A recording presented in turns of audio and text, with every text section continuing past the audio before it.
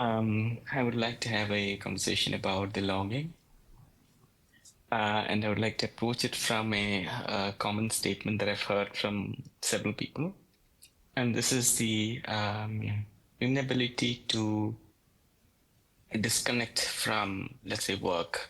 Uh, I've heard this very often, from close friends saying that, so many things going on. I'm unable to disconnect from them. Yeah, even at night, they wake up in the morning and they have to do things like this. Yeah. So I was wondering why this is happening. Yeah. Why is this constant affinity to drive these thoughts that come inside us?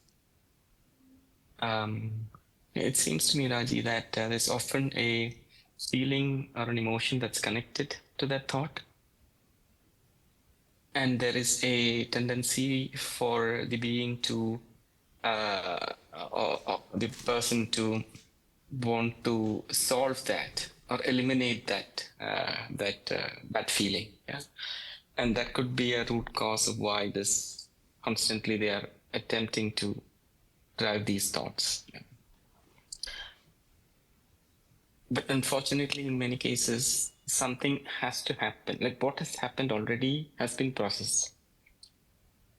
And without something further happening, there's really no, it cannot be resolved really. Yeah? But if in some sense, it's futile to attempt to resolve this feeling. So rather than just be stable, just kind of accept it as it is, essentially maybe pausing can just help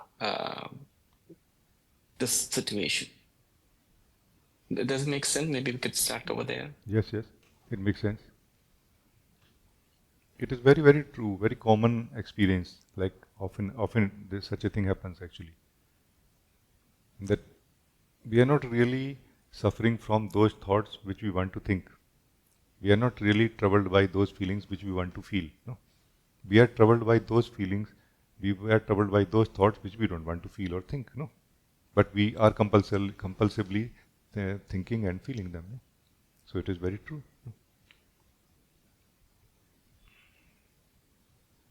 There could be temporary solutions, like as you say, pause. Like every soul has their own internal way of dealing with such a thing. No, mostly it is the most famous practice of the soul is suppressing it. Uh, Suppressing is like freezing it in some way, so that like it just does not remain so active inside us. Although it remains inside us, but not active. And this does work quite for most of the people. No, quite enough. But that's not really the way of the being for us. Way of the being for us is different, where we don't want to keep saving things inside us that at a time when we are not ready for it, it will just abruptly, get activated like a volcano or something, no? And like in the middle of a meeting or something, and some feeling from some other interaction or some other event of life just comes in and distorts our view, uh, you know, mixes with our ability to evaluate or anything or take decisions, for example. No? We don't want that. No? So for that, some fundamental uh, solutions is necessary. That fundamental solution is a way of like a change in the very way of being, which includes way of doing things also. Like our way of being and way of doing is totally well woven interconnected. When we want to continue living as a person, meaning when we do not want to live as the being that we are, the presence that we are, then we need to depend on thoughts and feelings for feeling or thinking who we are. And that is the reason that there are non-essential thoughts and feelings, like overly, excessively, we always collect thoughts and feelings. And we don't let them go out, because if we let them go out, we will become empty. Not empty of thoughts and feelings. We will become empty of ourselves. Because ourself is those thoughts and feelings right now. No?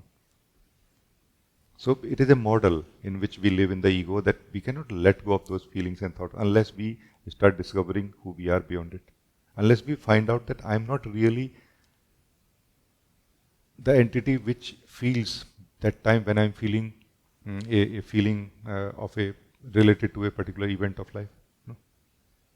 I'm something else. So this kind of a detachment is necessary here, and that detachment will also result in drop drop in the non-essential thoughts and feelings which are part of everything that we do. Like we will be more clean now, like less, very less thoughts and feelings which are absolutely essential will be used now, because we don't want that stickiness anymore afterward. No? We want a non-sticky interaction and experience and expression of life now. No? Because we want to live ourselves now more.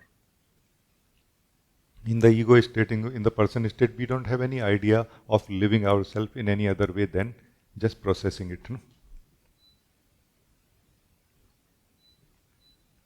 But the same thing that I'm talking about can be done relatively also, like slowly also. No?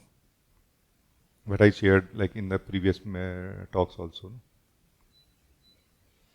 Like if we can start becoming a little bit more present, like if we can allocate a little bit more of ourselves to the activity that we are doing, to the interaction with life that we are having right now, then we will be able to see that these thoughts and feelings are absolutely non-essential. You know?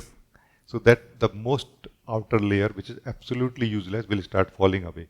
Like like you can say the ego will start thinning away a little bit. You know what I mean? Not the ego which we don't want, but the ego, not the ego which we want, but not the ego which we don't want. You know, like that part of the ego which we don't want will start kind of falling away, and our life will start getting better. Actually, even as ego, as a person only. It's just about little bit being little bit more conscious or little bit more present, allocating little bit more of ourselves to the activity that we do. It's just about that. And let's forget about being conscious, being aware, or anything. All those are valid and true, but maybe they just don't work. Meaning we don't understand what it means, what to do there. No, just same you who is allocating yourself to this task, and rest of you is living in the relaxed state of thoughts and feelings and daydreaming. Just withdraw yourself from this daydreaming and thoughts and feelings and planning and thinking about future. Little bit more of yourself and into it. That's all. And this is going to do that magic